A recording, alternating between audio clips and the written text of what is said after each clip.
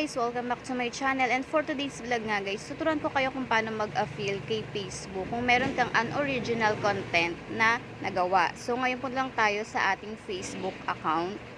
Ayan, punta ka doon sa may taas mo, sa may profile, hanapin mo yung creator support, click mo lang yan, and then hanapin mo yung monetization. And then, policy guidelines, click mo lang yan. And then, yung original content guidelines. So, click mo lang yan. And then, mapupunta tayo sa limited original content guidelines. Hanapin nyo lang yan, yung kulay blue na nakalagay is file and appeal. Ayan. So, file and appeal. Click nyo lang yan, guys. So, mapupunta tayo ngayon dito sa Business Help Center. Hahanapin nyo dyan yung content guidelines, policy.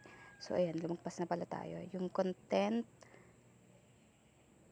monetization policy, tas may form doon. This form, pindutin nyo lang yan, and then makikita nyo yung partner and content. Depende sa inyo kung ano yung i-appeal natin. So, ako kasi ang in-appeal ko yun is yung content, guys.